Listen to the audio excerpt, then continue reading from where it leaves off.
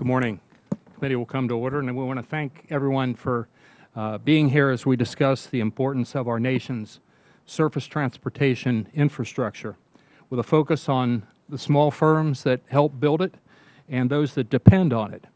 I want to thank each of our witnesses here this morning, who we'll get to shortly, who have agreed to provide testimony this morning. There are lots of projects throughout our nation that I could cite as examples of why our infrastructure is important, but none that's closer to home for me than the Brent Spence Bridge. This is a bridge that connects Ohio to Kentucky, the Midwest to the South. It carries 172,000 cars and $1 billion in commerce every day, and it's considered to be functionally obsolete. And it takes actually about twice the amount of traffic every day that it was built for. And I've worked and actually worked with a lot of my colleagues in a bipartisan fashion from the region over the years, both Republicans and Democrats, as I mentioned, from Rob Portman to Gene Schmidt to Brad Wenstrup to Ken Lucas to let's see, who else? Tom Massey, and to Sherrod Brown, to Jim Bunning, and Steve Driehaus, and others at the federal level, and many at the state level, both states and in the Cincinnati area itself, to try to find a solution to this. And I'm pleased that the committee is able today to examine how our communities and small businesses suffer from the outdated infrastructure that is existent in this country and certainly in our area. America has always been a place where citizens are free to follow their dreams and pursue happiness. Well, infrastructure gets us there. It makes commerce possible, and the Brent Spence Bridge is the perfect example of why we need a long-term transportation bill that will keep America moving forward. When you speak to folks back home about infrastructure, the first thing they generally bring up is traffic, or the fact that they're sitting in traffic far too long. It probably is the case in my esteemed colleague, Ms. Velasquez, as well as my district. And I would guess that our ranking member probably has a horror story or two about crossing the Brooklyn Bridge in her district during rush hour. Time spent in traffic causes more than just a headache. It costs Americans real money. If you're a florist, getting stuck in traffic means your deliveries aren't as fresh or as fast as they should be. If you have an HVAC repairman, it means you can't make as many house calls in a day as you otherwise would, which directly impacts your bottom line. If you're a manufacturer, it means a longer time for your products to get from one place to another, which is money out of your pocket. Improving our infrastructure is about making American businesses more competitive and making sure we have, as consumers, the best access to goods and services every day that we can. And it keeps things as affordable as possible for American families. And it's about jobs. Not just construction jobs, but jobs across the economy, from manufacturing to retail and just about everywhere in between. Small businesses play an important role in all of this. On the construction side, small producers provide the stone and sand to build the new highways. Small equipment distributors rent and maintain heavy equipment that's used on construction sites. And in the end, a small business that needs to ship an order of their goods across the river will be able to do so quicker and cheaper with a new and modern bridge, for example, in place. Our country needs a long-term surface transportation bill to promote states and localities the certainty they need to tackle large multi-year projects that fit the needs of their growing communities. Just last month, Congress passed a short-term extension to keep the Highway Trust Fund operational through the end of July. While that was necessary to ensure things didn't come to a grinding halt, we must find bipartisan solutions that lead to a long-term plan to improve the infrastructure that keeps our country moving forward. I want to thank all our witnesses again for being with us today. If I ever stop talking, we'll get to you. I have personally testified several times about the national significance of the Brent Spence Bridge. But since I'm on the dais today, I ask a fellow Cincinnatian to come here and to share the Brent Spence Bridge story, Mr. Davis, and also its importance to our nation. If we want to do something positive for the millions of Americans that rely on small businesses to put food on the table, we have to get to projects just like the Brent Spence Bridge and get them done. We owe it to the American people to invest in those projects that produce long-term savings, keep us competitive, and most importantly, create American jobs. I keep saying that because it really, really is important. And again, I want to thank the witnesses, and I'd now like to yield to the ranking member, Ms. Velasquez, with her horror stories about infrastructure. Thank you, Mr. Chairman. And I just want to take this opportunity to thank all of you, the witnesses, for taking time to be here with us this morning. This is a very important issue. As we all know, congressional action on a long-term reauthorization of transportation infrastructure programs is greatly overdue. It is my hope that this hearing will call badly needed attention to this matter. And I hope, Mr. Chairman, that the Republican leadership listens to you. It will be of a great help to the nation. The small business sector is actively affected by transportation policy. Roads, bridges, and highways are the arteries of American commerce, and small firms depend on them to move goods to market. As such, traffic congestion and delays stemming from outdated infrastructure directly affect small firms' bottom line. Traffic congestion deprived the U.S. economy of $124 billion in 2013 alone. It is estimated that the cost could rise to as much as $186 billion if steps are not taken to address these delays. Beyond being users of our roadways, small businesses have a key role to play in upgrading our transportation and infrastructure system. The construction industry is dominated by smaller firms, with 90% of companies defined as small. Almost 7.5 million Americans are employed by companies in this sector, making it a key driver for the broader economy.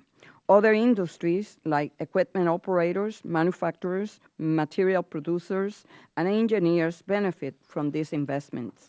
That is why each dollar of federal highway grants received by a state raises that state gross product by $2. Conversely, delays and uncertainty in federal transportation policy hold back our economy. To plan and hire employees, it is important small businesses are able to predict future government infrastructure projects. Unfortunately, Congress has sidestepped the hard work of a long-term reauthorization, opting instead to kick the can down the road with short-term extensions. Last July, the House passed a 10th-month extension, failing to adopt a longer-term reauthorization. In May, we extended these programs until July, putting the expiration date yet again. This piecemeal approach has a very real impact on the American economy. The uncertainty it creates slows economic development and hampers job creation. One trade group has suggested that this has cost the U.S. over 900,000 jobs, 97,000 of them in the manufacturing sector. That is why business group after business group has called for a long-term solution for the Highway Trust Fund. Congress' failure to lead on this issue is evident in our transit system condition. Once viewed as an infrastructure leader, the U.S. now ranks 16th. Nearly one-third of our roads are considered to be in poor or bad condition. 25% of U.S. bridges require significant repair or cannot handle today's traffic. Mr. Chairman, I spend a lot of time trying to cross bridges to make it into other parts of my district. I have to cross 4 bridges that will connect me from either Queens or Brooklyn into Manhattan. It's just unacceptable. Mr. Chairman, it's critical Congress pass legislation to maintain our roads and infrastructure for the long term. It is my hope that today's hearing will move us toward that goal. With that, I would like to thank again the witnesses and the chairman for holding this important hearing. Thank you. Thank you very much. And before introducing our panel, I'll go ahead and inform you of our timing rules, which you're probably already familiar with. We have what we call the 5-minute rule. You get 5 minutes to testify. We'll ask questions for 5 minutes also. A yellow light will come on to let you know when you got 1 minute to wrap up. When the red light comes on, we'd ask that you cease talking at the end of that sentence, maybe, or a little bit beyond that if you need a little more time. But we'd ask you to stay within those constraints, if at all possible. And introducing the panel, we'll begin with our first witness being William Schmitz, who's Vice President of Quality Control and Sales at Gurnett Asphalt Products in Collins, New York. Gurnett has been in business since 1946 and serves all of western New York and northwest Pennsylvania. The company has provided crushed stone, gravel, and other products to several major projects in New York, such as the construction of Ralph Wilson Stadium, the First Niagara Center in downtown Buffalo, and the New York State Thruway. He's testifying on behalf of the National Stone, Sand, and Gravel Association, and we thank you for being here, Mr. Schmitz. Our next witness will be Don Schilling, who's president of the General Equipment and Supplies headquartered in Fargo, North Dakota. Don has been an owner and in the company's management since 1984, serving as president since 2000. During that time, the company has grown from one with 3 locations in North Dakota to one with 9 facilities in 3 states. He currently serves as chairman of the Associated Equipment Distributors, and he's representing that organization today, and we want to thank you for your testimony, Mr. Schilling. And our next witness will be Matt Davis, who's director of the Build Our New Bridge Now Coalition, an advocacy organization made up of nearly 200 businesses, labor organizations, and community leaders advocating to build a new Brent Spence Bridge corridor in Cincinnati. In addition to his work at the coalition, he serves as president of DSD Advisors, a full-service government relations firm that partners with public, private, and nonprofit clients to achieve their public policy goals at the local, state, and federal levels. We're looking forward to your testimony as well, Mr. Davis, and I'll now yield to the ranking member to introduce our other witness. Thank you, Mr. Chairman. It's my pleasure to welcome Dr. Jonathan Gifford, professor in the School of Public Policy at George Mason University and the director of its Center for Transportation Public-Private Partnership Policy. His primary area of expertise is transportation and public policy, with a particular focus on infrastructure finance. His book, Flexible Urban Transportation, examines policies to improve urban transportation system, and he has twice chaired committees of the National Academy of Sciences that review U.S. Department of Transportation programs. Professor Gifford received his PhD in civil engineering from the University of California, Berkeley, where his research focused on the history and development of the interstate highway system. Welcome, and thank you for being here. Thank you very much. And Mr. Schmitz, you're recognized for 5 minutes. Thank you, Chairman Shabbat and Ranking Member Velasquez, for the opportunity to testify today on behalf of the National Stone, Sand, and Gravel Association, the NSSGA, about the importance of the nation's surface transportation system to small businesses and particularly small aggregate companies. I am Bill Schmitz, Vice President of Dan Gurnett Gravel Products, a small business. Since 1946, the Gurnett family and their companies have been proud to serve all of western New York and northwestern Pennsylvania. Comprised of Gurnett Asphalt Products, Dan Gurnett Gravel Products, and Countryside Sand and Gravel, our companies provide sand, gravel, stone, hot mix asphalt, and trucking. NSSGA is a leading voice and advocate for the aggregates industry. Its members, the stone, sand, and gravel producers, equipment manufacturers, and their service providers, produce the essential raw materials found in homes, buildings, roads, bridges, and public works projects. There are more than 10,000 aggregate operations across the country, at least one in nearly every congressional district. During 2014, NSSGA member companies represented more than 90% of the crushed stone and 70% of the sand and gravel consumed in the U.S. Our locations are spread over 3 rural western New York counties where people struggle to find good-paying jobs. The Granat companies consider our 175 loyal employees as family, and we want to provide them the well-paying, stable employment they deserve. We share the same faith-based values and are strong supporters of local businesses and community efforts where we operate. It is important to us that these local businesses and communities benefit from our success. Aggregates are the foundation of our business and a key industry that serves as a barometer for the rest of the U.S. economy. Stone, sand, and gravel are essential to any construction project. When the demand for our products is high, jobs are being created and critical national assets are being built. If the aggregates industry is doing well, so is America and the Granat companies. Sales of aggregate generate over $40 billion annually for the U.S. economy. When combined with related industries such as cement, concrete, asphalt, and construction equipment, they generate more than $200 billion in economic activity every year and employ more than 2 million people. Due to high transportation costs, proximity to a market is critical. Unlike many other businesses, we cannot simply choose where we operate. Because so much of our material is used in public projects, any cost increases are ultimately borne by the taxpayer. Congress needs to do what they were elected to do, stop kicking the can down the road and address the long-term funding of our nation's surface transportation infrastructure.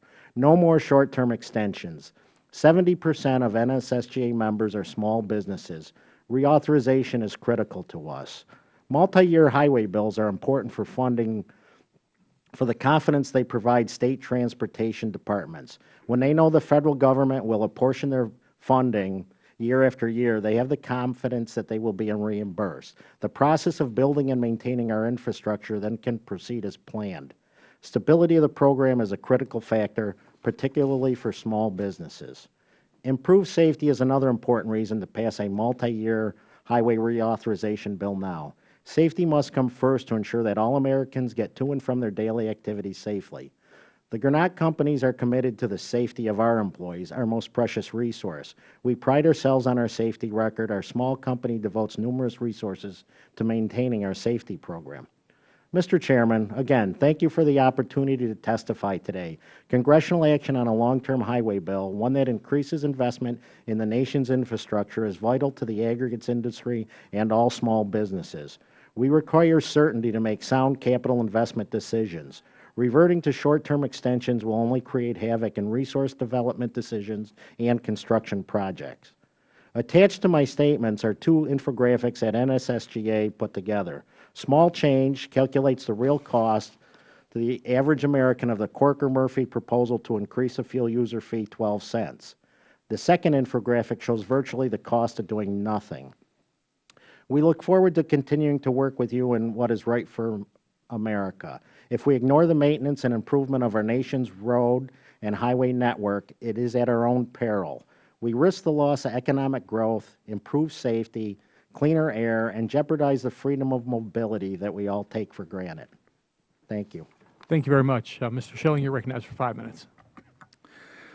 Chairman Chalbert and Ranking Member Velazquez, and other distinguished members of the House Small Business Committee, my name is Don Schilling, and it is my pleasure to appear before you as executive of a construction equipment company impacted by uncertainty surrounding the Federal Surface Transportation Program, and my capacity as chairman of the Associated Equipment Distributors. AED is the trade association representing distributors of construction, mining, energy, forestry, industrial, and agricultural equipment. AED members, the overwhelming majority of which are small family businesses, supply equipment that builds America's highways, bridges, airports, sewer, and drinking water systems. I am president of General Equipment and Supplies, the authorized Komatsu construction equipment dealer for North Dakota and western Minnesota.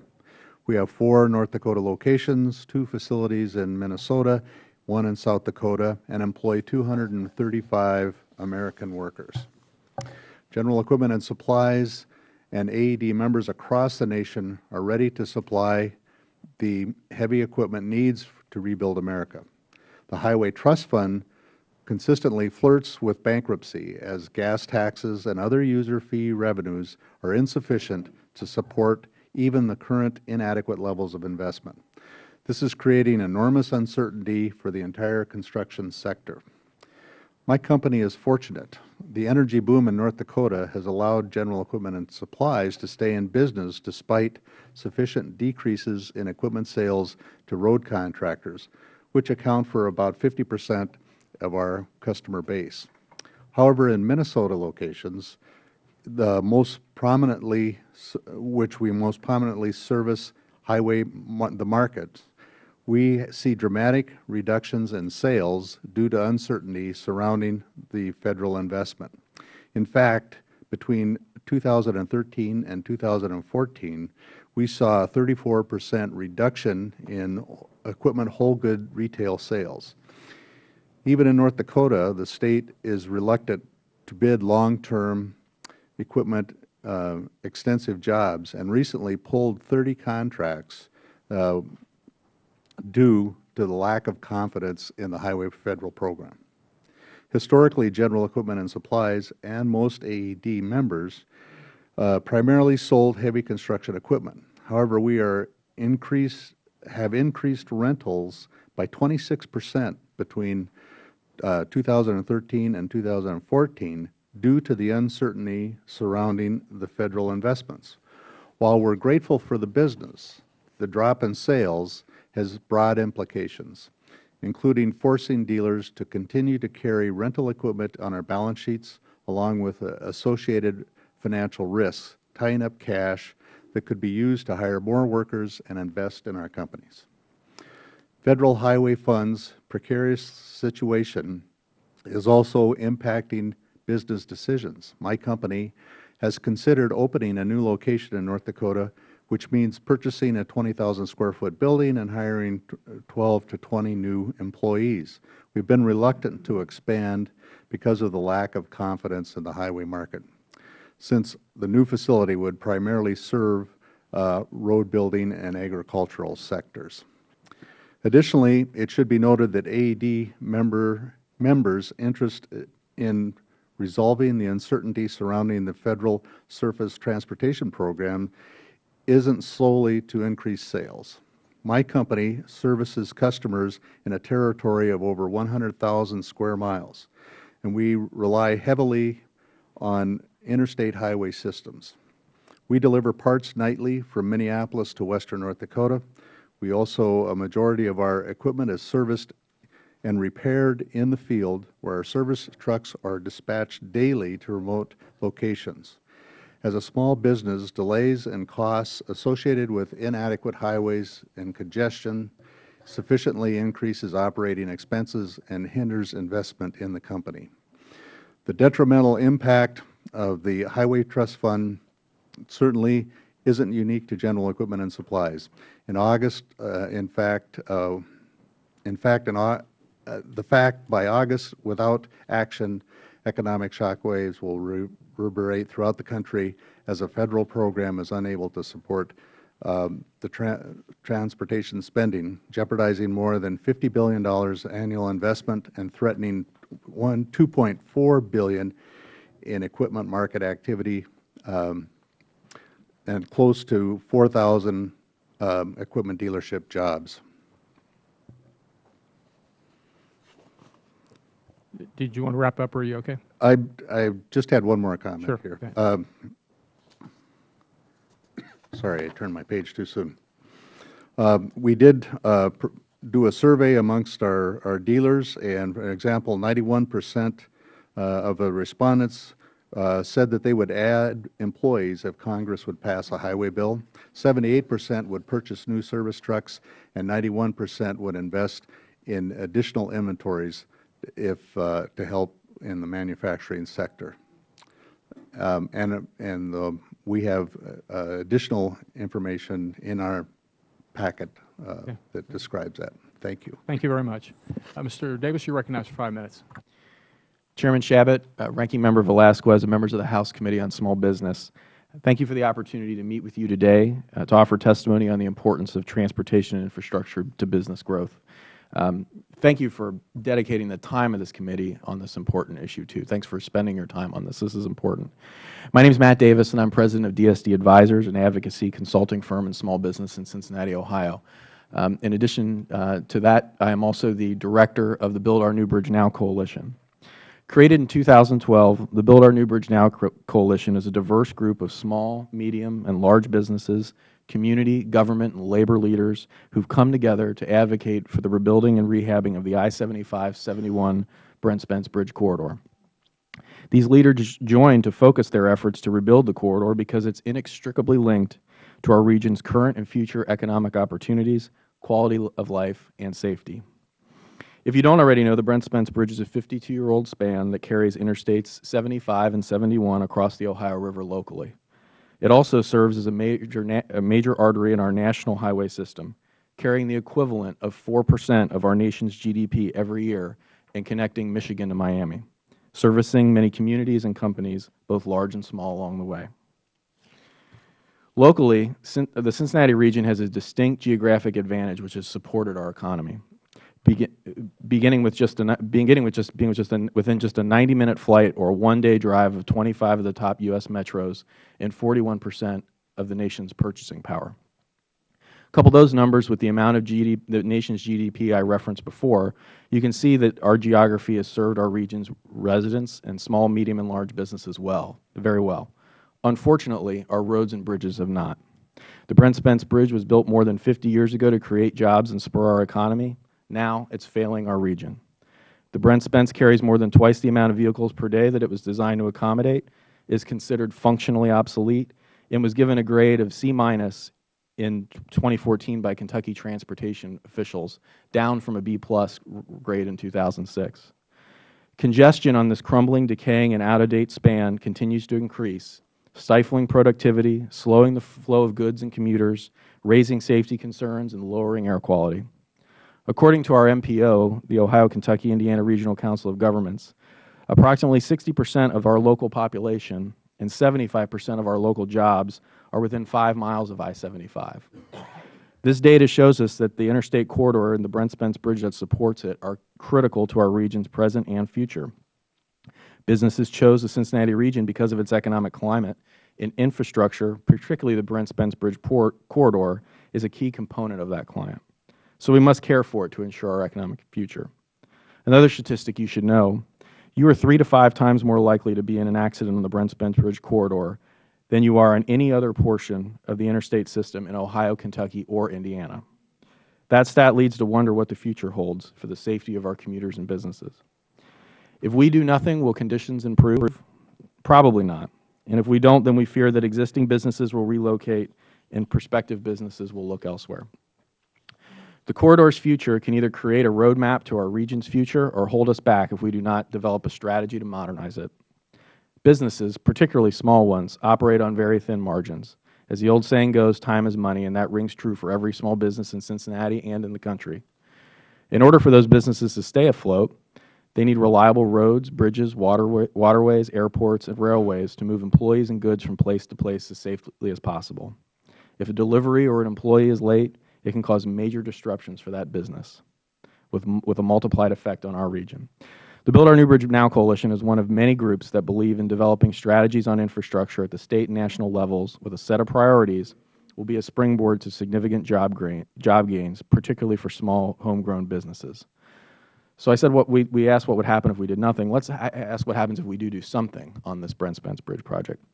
Northern Kentucky University completed a study that looked at the economic impact of rebuilding the Brent Spence Bridge corridor and found that 24,488 jobs will be created in Ohio and Kentucky, generating $1.9 billion in labor income and $193 million in state and local government revenues.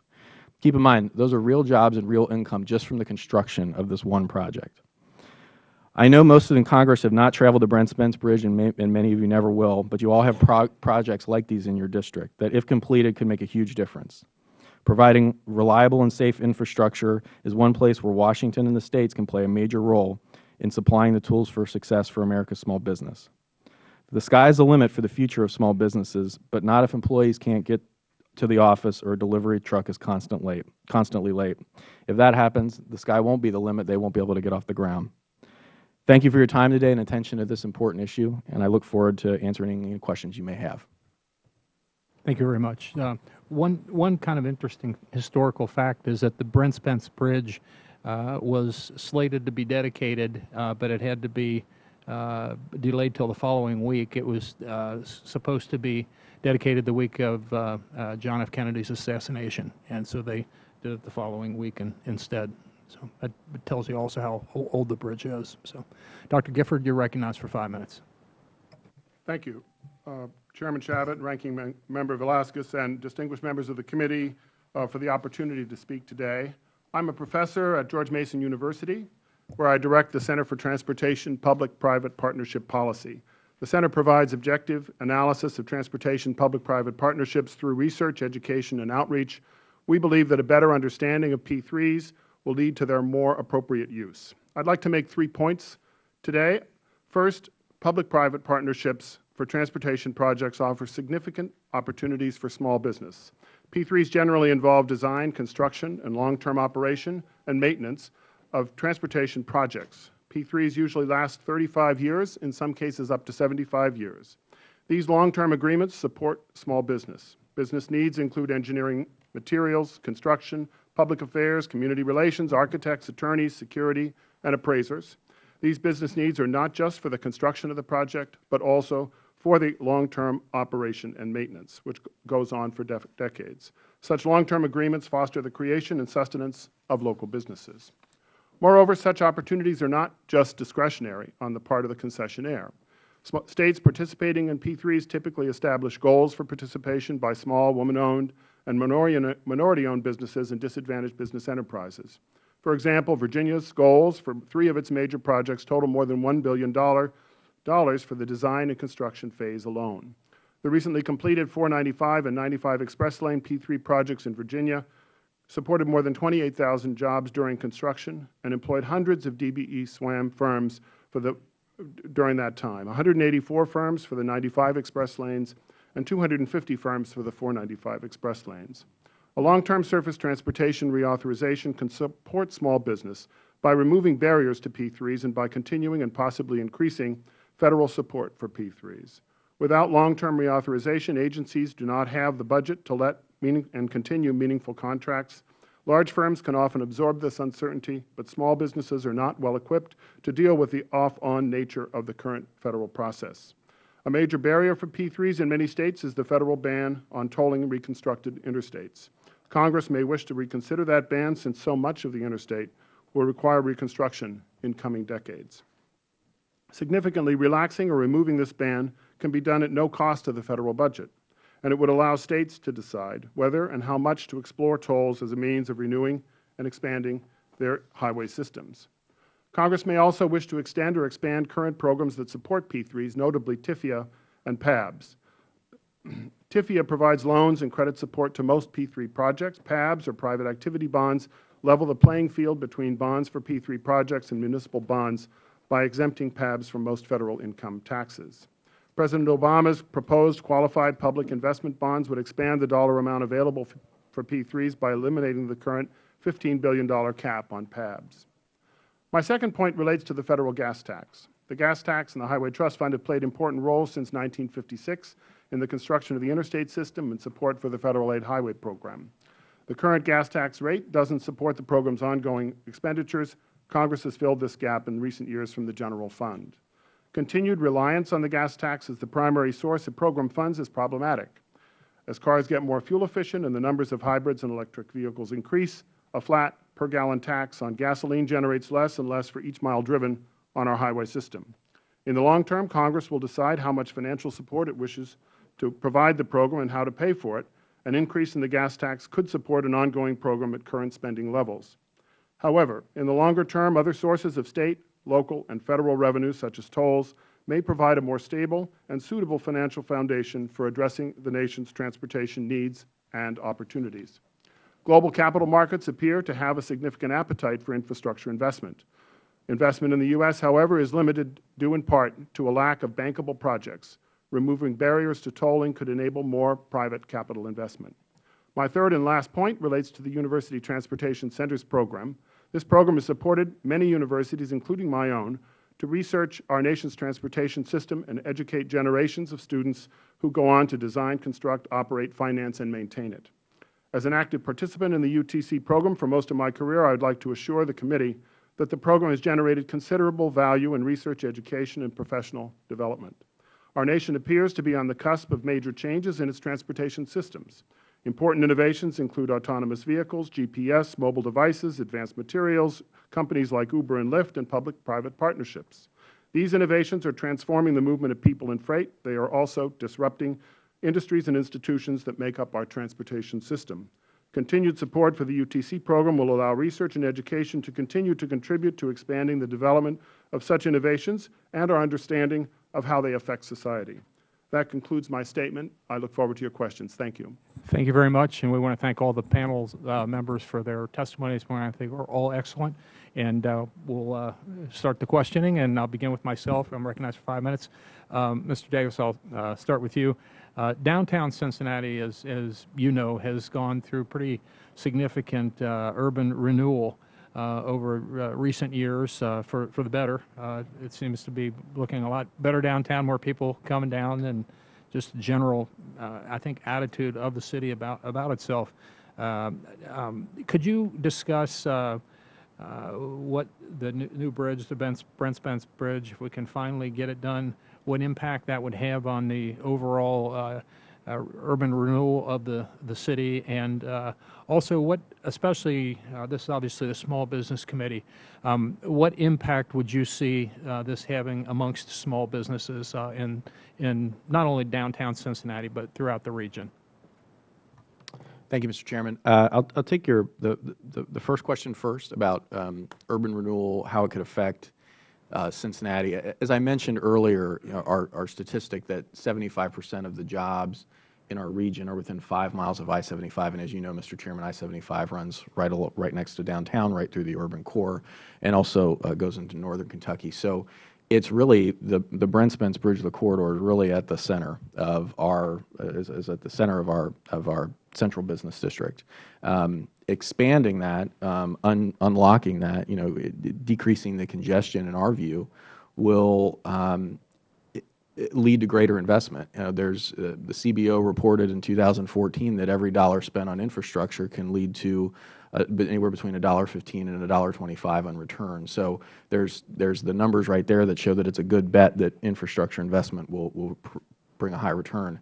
On the small business side, we have many members of our coalition who work on both sides of the Ohio River, that work in northern Kentucky or work in Cincinnati, and take that bridge every day, or take any of the number of 6 bridges that we have in the region to cross the Ohio River, and timing is important to them. We have a lot of professional services companies, IT service, for example, who are often late because they're unable to, often late and waste time and gas and money because they're stuck in traffic. So we think that unlocking that, making it easier for businesses to access the urban core by widening the highway, by rebuilding the Brent Spence Bridge and rebuilding corridor will be helpful. Thank you very much. Thank you. Mr. Gifford, Dr. Gifford, you already talked about the gas tax, so let me maybe turn to your colleague, one of the 3 of you who wouldn't mind answering this question.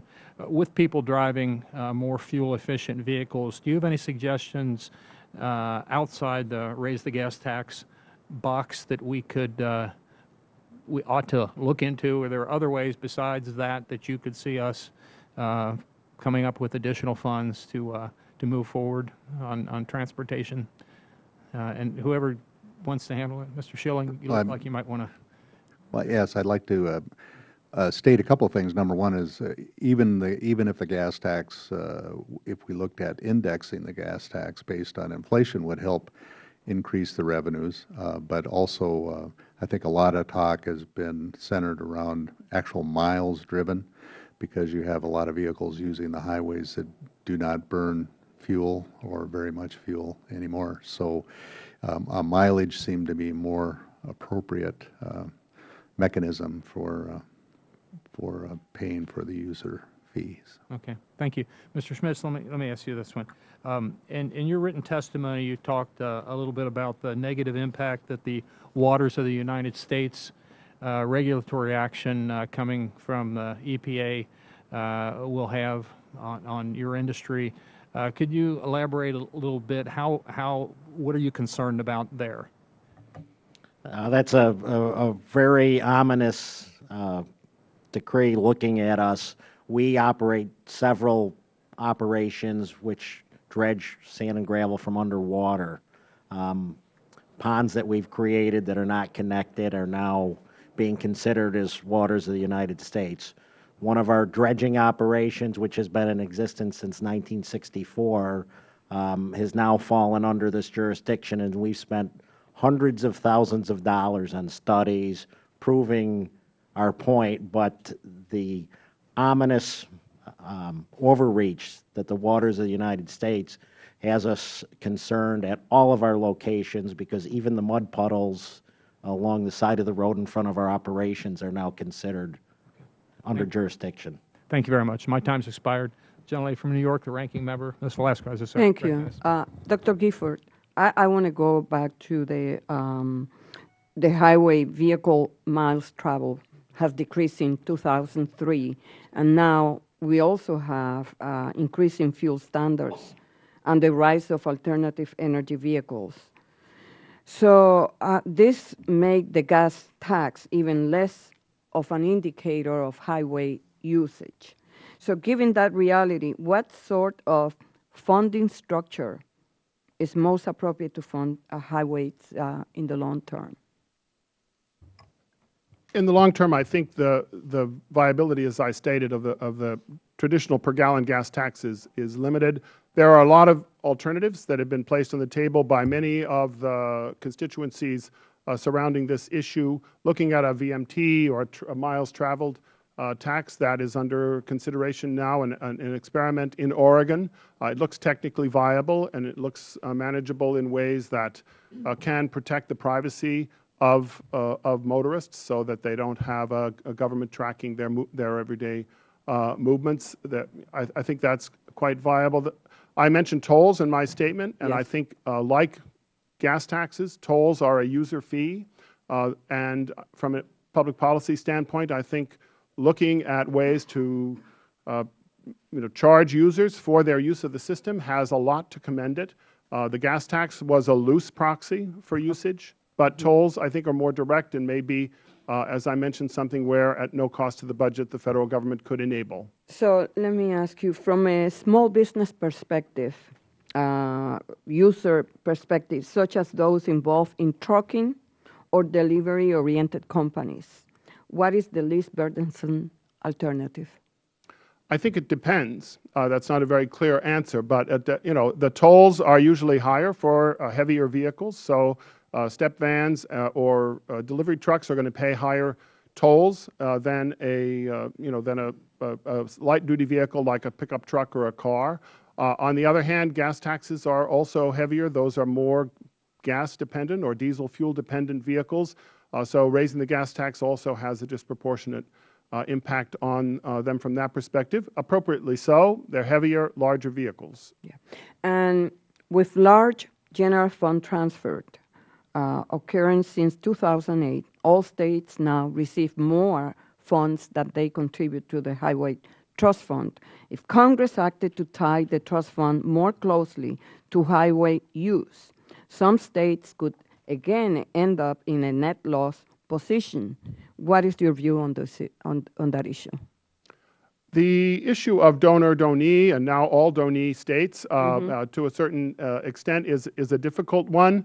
I think every state would like 100% of the money it sends to Washington to come back to that state, where someone else takes the political heat for the tax and they're able to have the spending money. But of course, that it doesn't work that way.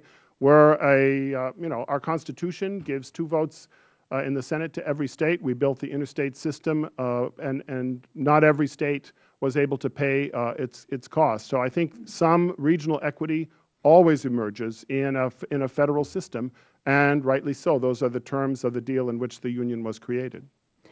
I would like to ask you a question about one of the programs on DOD, and that is DBE program. It has been operating since 1985, but recently the DOT's Inspector General found that the program had limited success, mainly because there were little incentives for companies to grow beyond the DBE program itself. What are your views on the DBE, and should it be overhauled, reformed? I'm not familiar with the federal DBE program. In my state, I mentioned the targets that states attach to public-private partnerships for as goals, and I think the results there are compelling, that many small businesses, disadvantaged businesses, women-owned and minority businesses are recipients of contracts. I have data from Virginia Department of Transportation sent to me yesterday that more than 50% of the funds in public-private partnerships are spent locally. Okay. Thank you, Mr. Chairman. Thank you very much. Thank you. The gentlelady yields back.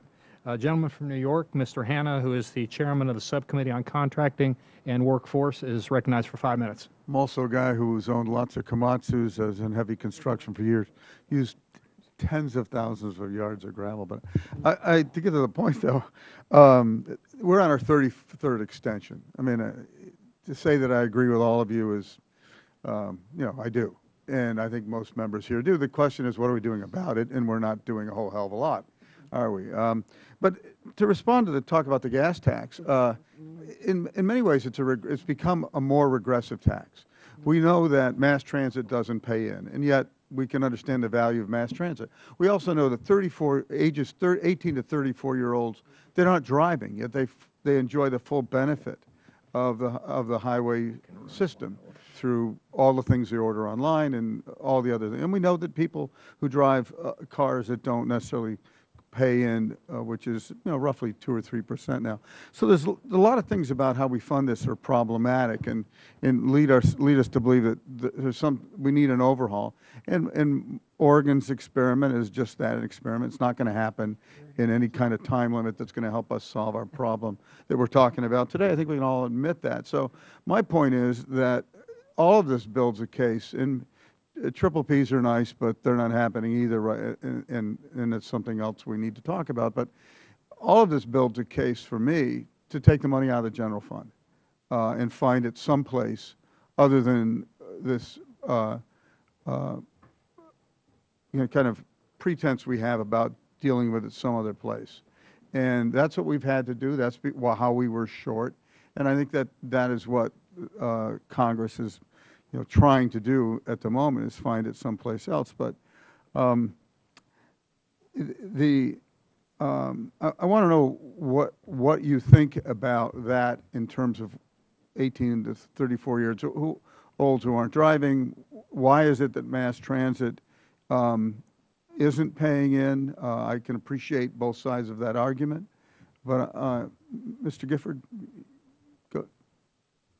Well, as to the question of why mass transit isn't paying in, I think back in the 1950s when we created the Highway Trust Fund, the interest of the mass transit industry was being exempted from the gas tax. That was really the only thing they wanted out of the 1956 bill, and they got it. And that has been carried forward. Starting in the 70s, as you know, we began to fund mass transit from the Highway Trust Fund. And, there's debates about whether that is justifiable or whether that should be paid from the general fund. Who's contributing more to whom, and how that distribution is fair or unfair is interesting to me, and I wonder about your opinion on that. Let me understand your question. You're looking at the equity impacts of the gas tax. Who's paying? Right. I live in a district. I go buy a loaf of bread. It costs me, a couple of bucks. You'll go across Manhattan, costs a couple of bucks, $3, whatever it is. So why isn't that? What can you make of that argument? I value mass transit. It's not that. It's in the notion of 18-year-olds to 34-year-olds not driving, and yet we see the depletion, and we talk about the gas tax obsessively, which I get, and I have worked to find a way to solve this problem. But there's kind of a confluence of issues here that people are not talking about, I think, appropriately in this Congress and around the country, and always pointing to the gas tax, I think, doesn't give us the kind of long-term solution we need. Well, I mentioned tolls. I don't know if you're, referring to tolls, but with respect to the gas tax itself, certainly there is some, leakage that occurs.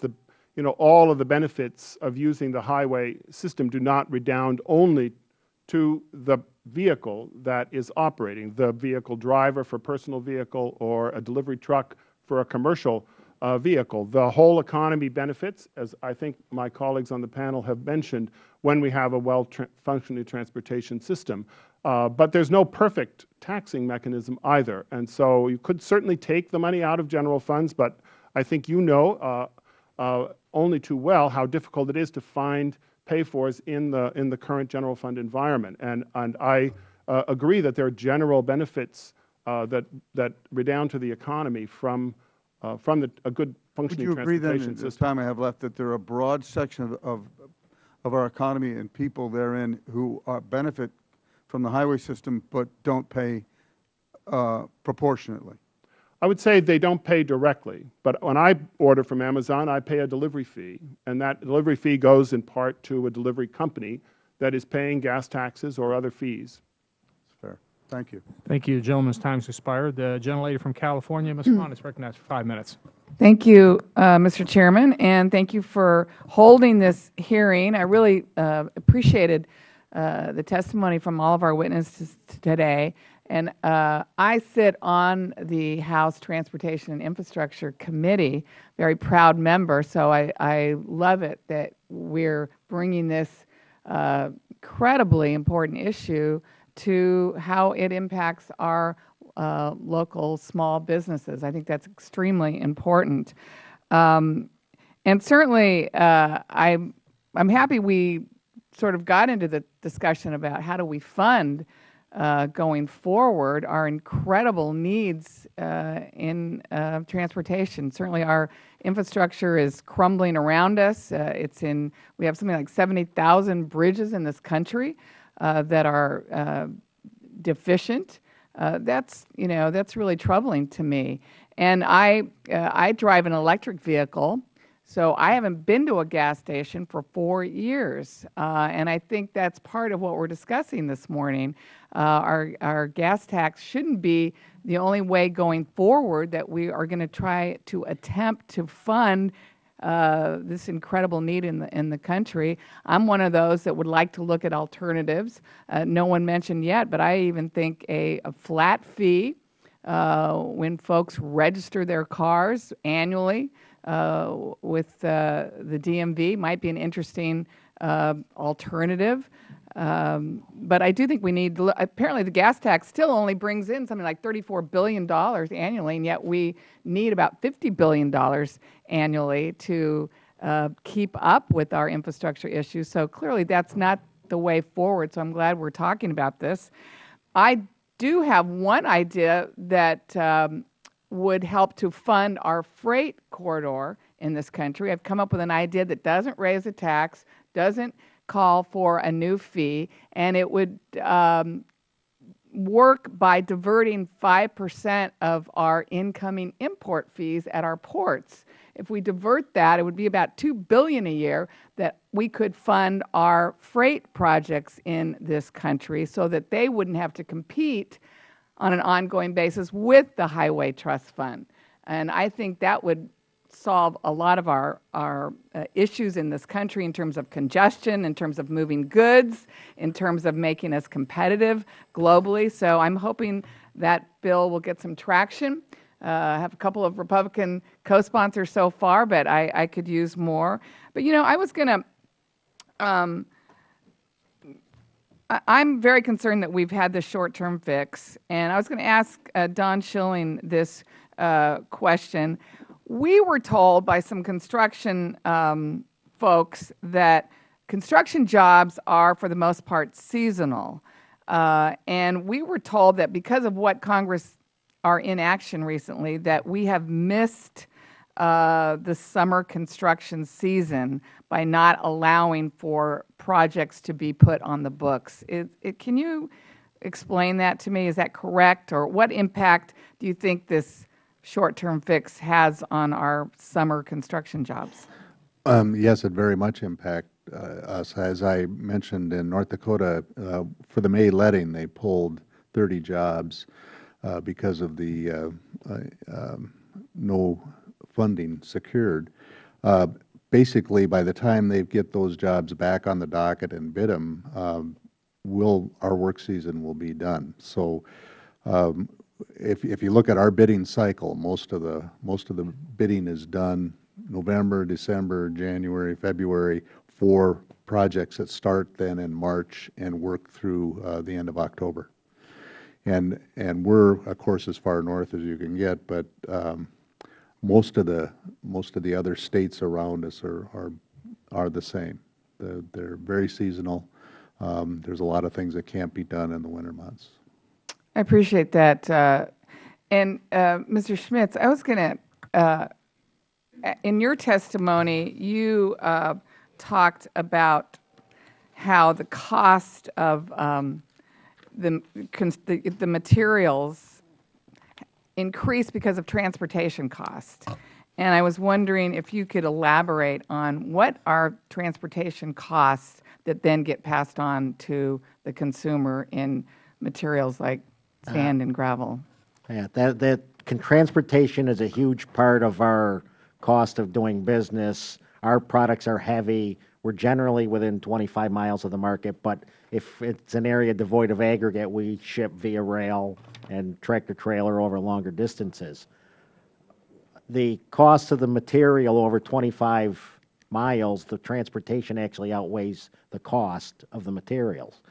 What we can put on our costs is we can put on our tolls and our federal excise taxes, but when the truck is sitting in traffic or has to detour 10 or 15 miles to avoid the bridge that can no longer take the weight limit, the public is bearing these costs of sitting in there. It's tough for us as a small business to even quantify it, but we have to build that in. Instead of our trucks doing 45 miles an hour, they're down to 35 miles an hour or taking an extra 10 miles. So ultimately, the traveling public is the one who's bearing the cost. The taxpayers are for the conditions of the highways. Thank you. My time's up, but I really appreciate all of you making the case again for why Congress needs to pass a long-term surface transportation bill. Thank you very much. Gentlelady's time's expired. The gentleman from South Carolina, Mr. Rice, who is chairman of the Subcommittee on Economic Growth, Tax, and Capital Access, is recognized for 5 minutes. Thank you, Mr. Chairman. We are in the midst of the weakest recovery from a recession since the Depression. Average household income has declined 8.7% since the President took office. Consumer spending is rising at a very anemic rate of 1.4%. 44%, the most recent numbers I've seen of recent college graduates are underemployed or unemployed, and I think a lot of that comes from this very fact that we're talking about uncertainty that doesn't allow our states, our counties, or the federal government to invest. Complete lack of a long-term plan, Band-Aid solutions that are applied on a short-term basis. We've got to have a long-term plan, and we've got to have long-term solutions, and it's shocking to me that we don't have these things. This funding issue, we can resolve it. It's not a matter that we don't have enough revenue. I mean, we're collecting more revenue, the federal government is, that it's above the 40-year average, the amount of revenue we're collecting. We're spending far too much, and particularly on entitlements. Entitlements are 2/3 of our total spending. So we've got to find a solution for the Highway Trust Fund. I'm gonna propose one myself. I'm going to propose increasing the gas tax and a simultaneous decrease in the income tax because the Highway Trust Fund's got to be self-sustaining. Social Security Trust Fund needs to be self-sustaining. All this uncertainty we're heaping on the economy holds back job creation, holds back GDP. We shouldn't be surprised that GDP has been, the forecast from CBO's dropped from 3% to 2.7% to 2.3%. We had negative growth last quarter. It requires leadership, and we're not getting it. So I'm going to put out my own solution to this. One of the worst calls I've had in Congress was from my state Secretary of Transportation last summer. I think it was in June. She called me and asked to meet with me, and I went and sat down with her, and she said, I understand the Highway Trust Fund is supposed to expire in August. What am I supposed to do? Am I supposed to cancel my contracts? Am I supposed to not take any more contracts? You know, you can't turn these things on a dime. It requires years to plan and execute. And then, in addition to the funding issue, we've got the regulatory structure is incredibly burdensome and amuck, and it stifles progress on every front. It's not just in highway construction, it's across the board. It's so hard to get anything done in this country anymore. We used to be a can-do country, and now we're a you can't do that country. I-73 in my district. I live in Myrtle Beach, South Carolina, 16 million visitors a year, one of the top 10 tourist destinations in the country, and the only one in the top 10 that does not have an interstate connection. I've been working on trying to get a permit for that road to connect really from the North Carolina line down to I-73, down to Myrtle Beach, since I've been in Congress, 2 years and 4 months. And they were working on it for years before that. And we're still involved in wetlands mitigation. We're being held hostage by the environmentalists. They propose that in order to mitigate for the 270 acres of wetlands they say we're destroying in that 80-mile stretch that we purchase 6,800 acres. The system is completely amok.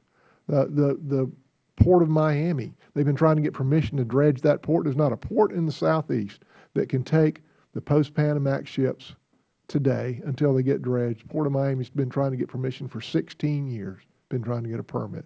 Port of Charleston, one of the most efficient ports in the country, been working on trying to get an environmental permit for 4 years, and they've still got years to go. We're tying our own hands. We're making our own selves uncompetitive. We cannot point at anybody else. The only people holding us back is us. We've got to have leadership. Thank you very much. Thank you. Does the gentleman yield back? The gentleman yield back. Now recognize the gentleman from Florida, Mr. Corbello, who's chairman of the Subcommittee on Agriculture, Energy, and Trade. And before he gets started, I would like to note the fact that we had the opportunity to do a wonderful event in his district last week during our district work period, and several of them, but one in particular at a college that I now realize is actually the most populous college in the world, if I'm not mistaken. Miami-Dade County, 165,000 students at the various campuses, and this is the 10,000 Small Businesses program, and it's just an incredibly impressive program that they do at 20 different places around the country, and so if you're interested, I'd encourage you to perhaps seek out Mr. Corbello. I'm certainly going to do that for my district and see if we can spread this growth. Incredibly good program, and thank you for sharing it with us. So I'll now yield, not on his time, but at this point his time. Mr. Corbello is recognized for 5 minutes. Mr. Chairman, thank you for your leadership on this issue, and thank you for visiting South Florida last week. We did have a wonderful visit to Miami-Dade College, which is home to one of the 10,000 Small Businesses programs. And Miami-Dade College is one of those places where people go to find hope, opportunity, knowledge, and they certainly find it. And a lot of successful entrepreneurs graduate from that critical university. Just for the record, I was down there for parts of 2 days, and during that entire time, I did not see a beach. So it was strictly business. Neither did I, Chairman. So, well, as the Chairman has indicated, I hail from South Florida, Florida's 26th congressional district, southwestern Miami, and the Florida Keys, at one point home to the Overseas Railroad. So we're all about transportation and infrastructure in South Florida. It's absolutely critical to our quality of life. So I certainly appreciate this opportunity, not only as a member of this distinguished committee, but also as a member of the Committee on Transportation and Infrastructure. I wanted to ask Mr. Davis, are there any reforms you see that we could implement in the in a potential highway bill, which, by the way, is one of my top priorities as a member of Congress, that could empower state and local officials to give them more control over what projects take precedence? Thank you, sir, for that question. I think broadly, one reform that, and it's been, Mr. Rice mentioned this before, there's a real need for general across-the-board regulatory reform in how we deliver these projects. The years and years that it takes to, complete environmental documents, things of that nature, we believe that those should really be cut down. And I'll use my project as an example of the cost of delay. And I can cite Kentucky Governor Steve Beshear for this number. For the Brent Spence Bridge, every month that we delay, the added cost is approximately $7 million a month. So every year that we're waiting, we're getting right around $100 million that we wait to delay. So let's say we even, let's start, say we're okay, we're going to start moving forward with this with that $7 million, ticker running. Then we lump on top of that the time that it takes to wade through the regulatory process. I mean, I think really sharpening the pencils and looking at what the process is, what the needs for the regs, what the needs for the regs are, and how we might shorten the time and shorten the turnaround would be helpful. On your point about states, I think finding ways for states, giving them more flexibility on things such as how they use public-private partnerships, how they look at different user fee models, when they can use user fees. I think those are all things that should be contemplated. So I would start there. Just more flexibility, allowing them to prioritize as well. Not so many boxes for states that they're stuck in that they can only spend this on this. I think would be helpful. Thank you, Mr. Davis. Mr. Gifford, I understand that while I had to step out, UTCs came up, and just last month I led a bipartisan letter with 68 colleagues here in the House advocating on behalf of these university transportation centers in the upcoming highway bill. My district is home to one of these, Florida International University, which hosts the UTC Accelerated Bridge Program, and that program is doing cutting-edge research on repairing our nation's aging bridges, which is clearly a chief priority. Can you talk about any partnerships or any of your experiences with universities to repair not just our aging bridges, but infrastructure in general, especially as it applies to our nation's urban areas? Thank you for that question. I actually know the FIU program well and have worked with them on some small projects myself. I think the UTC program really does support a very broad array of university programs, not only in the engineering and material, sort of the hard side, and I say that as a civil engineer myself, but also on the soft side, the institutional policy, financial matters for delivering programs. So I think it's very important, not only the research that comes out of these programs, but the workforce that emerges from these programs. I think the UTC program plays a critical role. About 4 years ago, I attended one of the national UTC meetings, and generations of transportation professionals have been beneficiaries of this program. So the workforce in universities, as well as in our companies and government agencies, I think have benefited from this program. So it's tremendously useful. And I think something that we urgently need to continue to support. Thank you, Mr. Gifford. Thank you to all the witnesses. It's good to see you, and thank you, Mr. Chairman, for this opportunity. I yield back. Thank you. The gentleman yields back. The gentleman from Nevada, Mr. Hardy, who is chairman of the Subcommittee on Investigations, Oversight, and Regulations, is recognized for 5 minutes. Thank you, Mr. Chairman. Just a little background about myself. Happened to have been a director of public works in my past life. I've been a business owner in the construction industry for over 20 years. Heavy highway, roads, bridges, dams, treatment facilities, and other. So with that background, would you agree that and also on the RTC for about 14 years, Regional Transportation Commission, Regional Flood Control Commission, would you agree that it takes long-term funding to be able to come up with long-term goals and solutions for these entities to be able to function properly? Anybody care to? Mr. Gifford, you? Yes, I think it's critical. The large, multi-hundred million or multi-billion-dollar projects are very difficult to start and stop on an annual funding basis. And it increases the expense, it reduces the amount of competition that is able to participate in such projects, and it raises the price to the public of delivering these assets. The reason I asked the question, I've got a little different line of questioning going here. You know, I found out I'm new to this place, been here less than 5 months, and there's a lot of finger pointing goes on every direction. Responsibility. I'd like to go back to about 2008. You know, we had close to $1 trillion stimulus program that went everywhere. Do you think that if some of that funding, say to the tune of, for a 6-year program, about $333 billion of that would have gone to a long-term focus on our highway infrastructure and rail system infrastructure, that might have been a better opportunity to stabilize an economy rather than going to a rental type programs that equipment companies are going to, because the contractor cannot see the future. He can't tell what's going on, so he's not going to buy that equipment like we did in the past. He's going to rent. Do you think that might have been a better avenue to go if we're going to step down that road? Mr. Schilling, Mr. Schmidt? Yes, I would agree with that. We noticed when we did the stimulus package that a lot of the projects that got moved up and took immediate action on were I wouldn't call them totally frivolous, but pretty frivolous, more patching and whatever, and they were not real investments in our infrastructure.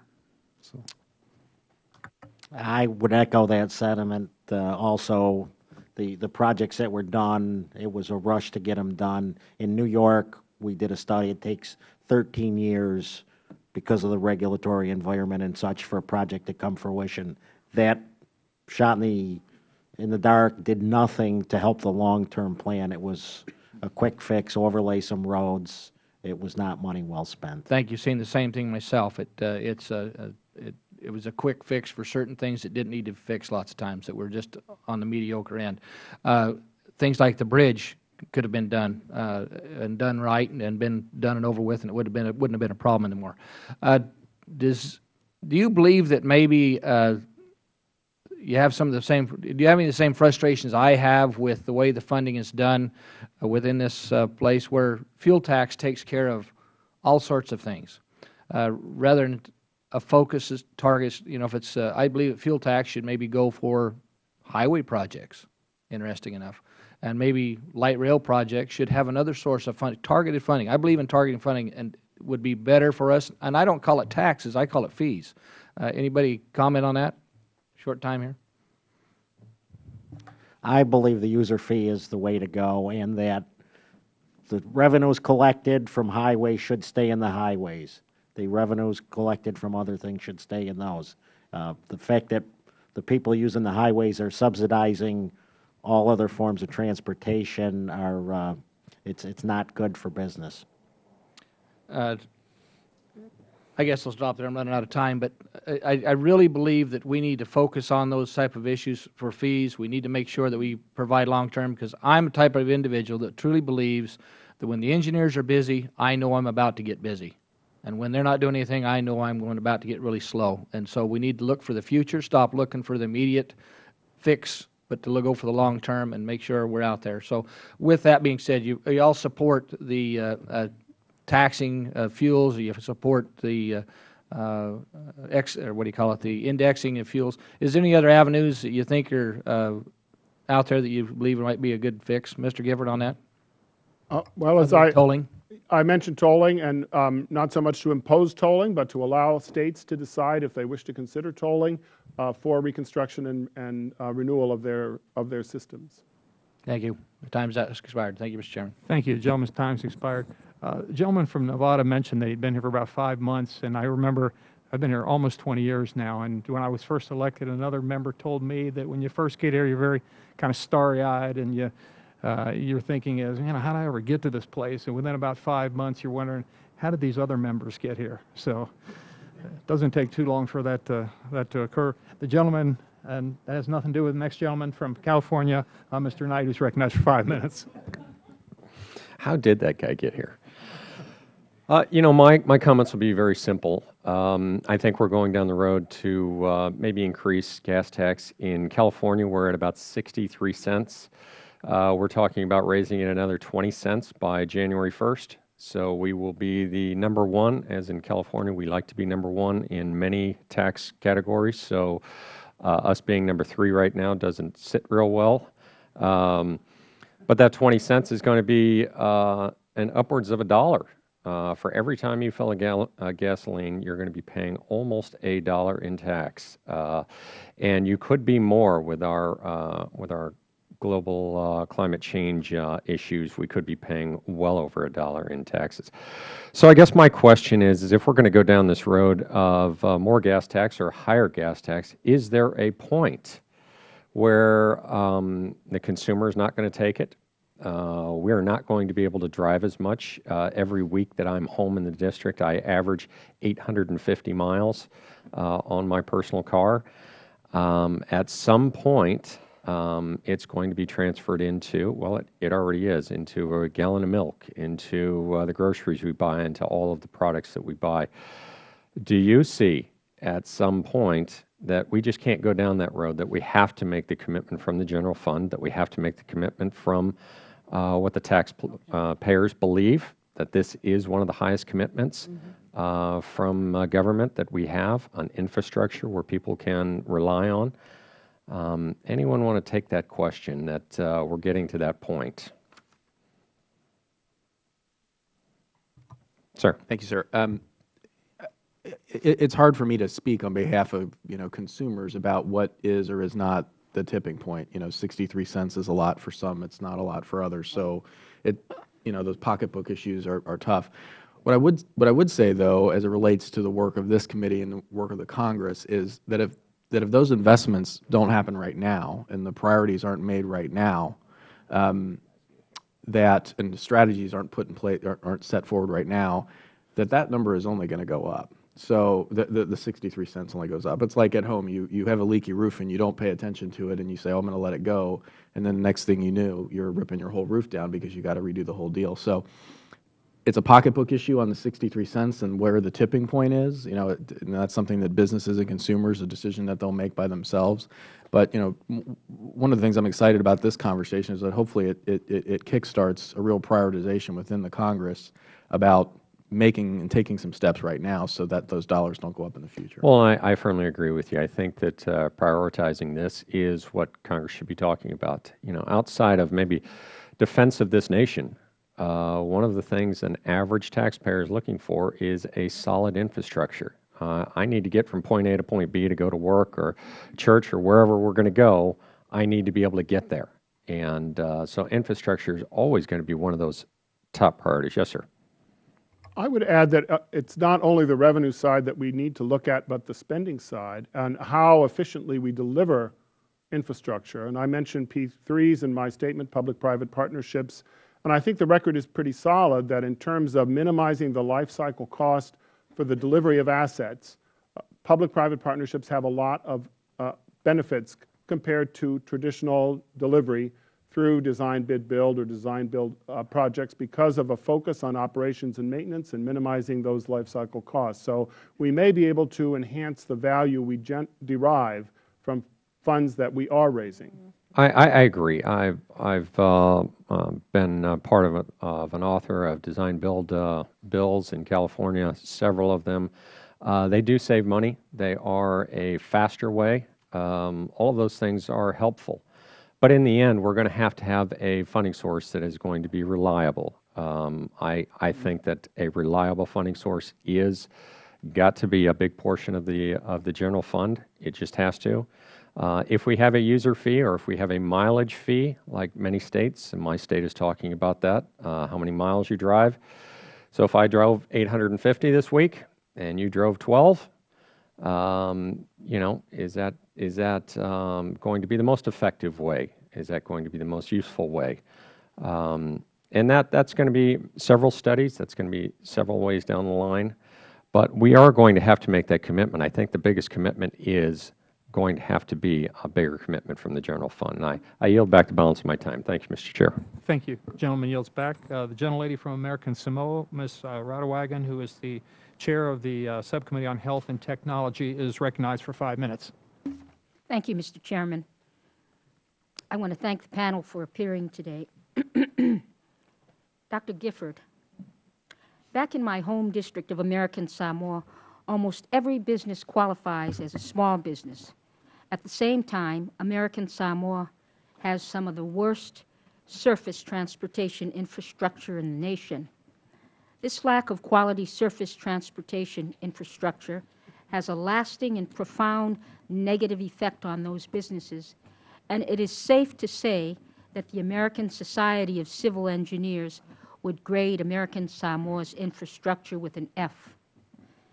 Knowing of the benefits of the P3 approach, has the Center for Transportation Public-Private Partnership Policy included such territories as American Samoa in its research and outreach?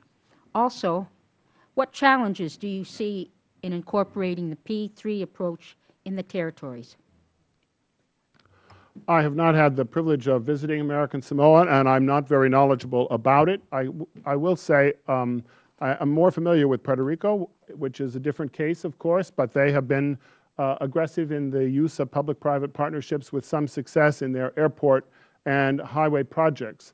I lived briefly in high school in Puerto Rico as well. So I'm a little more familiar with that territory. So I think speaking generally, the statutory framework for public-private partnerships is something that redounds to the states and localities. The federal policy has a few important provisions like TIFIA, PABs that I mentioned in my statement, but primarily it's a function of the states who own the assets, the transportation assets. I don't know if that is the case in American Samoa, but I think in general, delivery of reliable, low-cost transportation can be done in most environments with consideration of the P3 model. Thank you very much. That's all I have. Mr. Chairman, I yield back. Thank you very much. Gentlelady yields back. And we'll go into a second round here. I'm not sure if Mr. Price has any questions, but I'm going to yield to the gentlelady. Thank you. Thank you, Mr. Chairman. Mr. Smith, you testified that the easiest way to not waste fuel and to improve air quality is to increase the capacity of roads and bridges. However, mass transit also plays a key role in this area, and it is especially important when it comes to commuting to and from work. What are your views on the role that mass transit should play in our transportation system? My view is mass transit is very important in the metropolitan areas and certainly has to be looked at in a logical sense. I'm from Buffalo area, small city. They spent a lot of money on an underground transit system, which to me was a waste, when surface transportation is the most logical way to do it. I think that the mass transit systems have to look beyond building subways and spending a lot of money and what is the most efficient system. Buses may very well be the most efficient to use the existing highways, but the highway infrastructure has to have the capabilities of handling the buses. So mass transit is very important, and it certainly does need to be funded, but I think that highways play a key component in the mass transit system. Dr. Gifford, do you have any views on that? Well, I think public transit plays important economic and also social roles in providing access to jobs, but also essential services, medical, healthcare, shopping, education, plays a broad range of roles. And the users of many mass transit systems tend to be from lower income groups, and so it has a particularly important impact on the social well-being of those groups.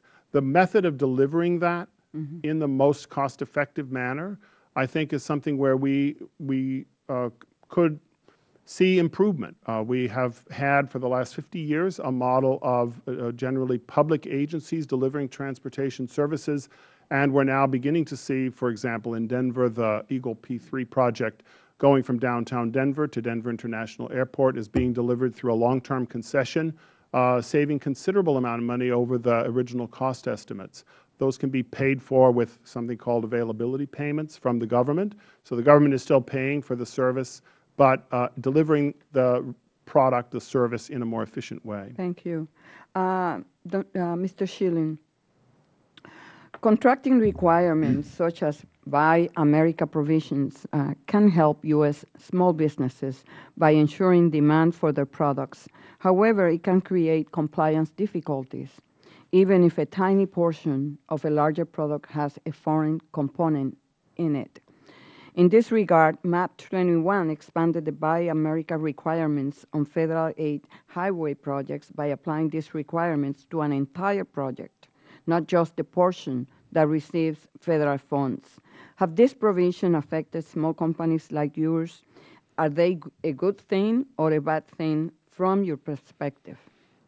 Well, we do represent a foreign manufacturer, and it does impact us. We've not had a tremendous amount of impact as our business because some of our foreign-owned manufacturers do have U.S. factories, and they do produce the materials in the U.S. But I know that other components, steel and other goods, cements that are being shipped in from overseas, most of the people that I deal with in the construction industry are in favor of the Buy American side of things for those type of products. The sand and gravels and whatever should be produced locally. So. Okay. Thank you, Mr. Chairman. Thank you very much. Gentlelady yields back. I just have one question, and I'm going to give it to you, Mr. Davis. And it's actually probably an unfair question and a little bit complicated, and but I'm going to let you see what you can do with it. And you got up to 4 minutes and 47 seconds right now. Shouldn't take you that long. All right, the Brent Spence Bridge. We've talked about it in our community, as you know, for quite a few years now. If you were let's say we left it up to an equity court judge to decide, knowing cost-benefit analysis, the kind of the realities that we all live in, how would you divvy up the bill, say percentage-wise, for lack of a better way of doing it? We know it's going to cost $2.5–3 billion approximately, and the longer it takes us to get this done, the more expensive it's going to be. And here's the entities you got to work with. You got the federal government, which I think has at this point, I think funded something in the neighborhood of $63 million, I think, and most of that's gone for the planning and things like that. You've got the state of Kentucky, you got the state of Ohio, you've got the local jurisdictions like the city of Cincinnati, the city of Covington, et cetera, on both sides of the river. So you got the local folks other than the state on Ohio and the other local entities at Kentucky. So that's, I think, about 5 that I've mentioned so far. And then you've also got this entity there that you can, well, let's say the private sector, if there are some local businesses that want to be part of this solution, that are willing to have a special fund that they are going to help out, you can put them in. And then you've got a category called, we'll call it tolls, and you can either include that as something over and above the categories that we've talked about here, or not include it at all. That's why I say you got to work at the kind of the political realities that we're dealing with. And then if there's some other entity that you can think of that should be helpful this or could be helpful, you're welcome to do that. So you got, and everybody else is welcome to leave if they want to. This probably isn't particularly interesting to everybody else, but it's really interesting to me. And you got 2 minutes and 40 seconds or so, and you can think out loud too, so we can decide how you've come to this process. And think out loud on the record. Floor is yours. Thank you, Mr. Chairman. Did I get this question because we went to rival high schools? Is that? That's right. Well, yes. Okay. You know, how do you divvy it up? Back in our community, by the way, everywhere else, people ask, you know, like, where'd you go to school? And they're talking about college. Yeah. You know, back in Cincinnati, we're talking about what high school you went to. St. Xavier and LaSalle. And I went to LaSalle. St. Xavier. St. Xavier. St. Xavier. Yeah. And my son went to Xavier, too. Well, how do you divvy it up? You know, and I think that that's really and I'm not filibustering here, but this is really a question I think that comes up in every community across the country, right? Who's on the hook for the cost of delivering this public good? We have that discussion locally. You know, it's a federal government project. It's a federal interstate. The federal government should pick up the tab for this. Well, then you know, then other heads come in and they say, well, you know, maybe, but federal government is not paying 80% in the former 80-20 mix that we used to have before. There needs to be more state and local involvement as well. So, well, I don't know, and I don't know if you'll let me get away with this as an answer, but I don't know that I could put a specific percentage within all five. But I think that what we need to, one thing that's become very clear in the discussion today and the discussion that's led up to today, is that everybody has to play. Every level of government has to play a role in this. Federal government must play a leading role in the development of public good. The state governments they receive dollars, their gas tax dollars back. They need to find a way to program those behind a set of priorities. User fees, whether that be gas tax or tolls or whatever type of user fee you'd like to categorize, I think that needs to be part of it too. As Ms. Hahn referenced before, you've got people who maybe who get the benefit from who get the benefit but maybe aren't paying the same amount. There's a discussion. There's probably something there that if everybody benefits, then maybe everybody should have some skin in the game on that issue. So, I don't know that I could put it down into specific percentages, but I think a discussion needs to happen between federal governments and state governments to say, we're all in this together. Infrastructure is not just important from everybody getting to go to a ribbon cutting, but it has a tremendous effect on our quality of life, has a tremendous effect on economic development. To your point, Chairman, from the beginning, what's the point of building out these cities and communities if we can't get to and from them?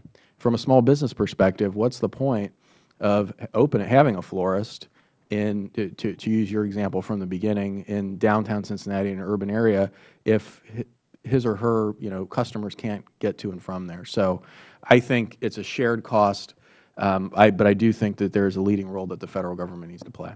Okay. I'm going to let you get away with that. Thank you. I want to thank both you, Mr. Davis, and all the other witnesses. I think you've all done an excellent job here this morning.